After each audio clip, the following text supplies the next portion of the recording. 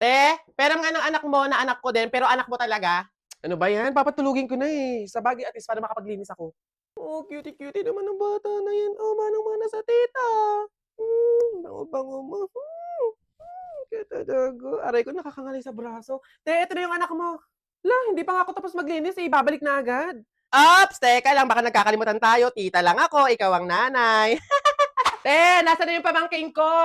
Oh, andito ka na naman. For the clout ka lang sa baby. Hindi kayo. Baby ko!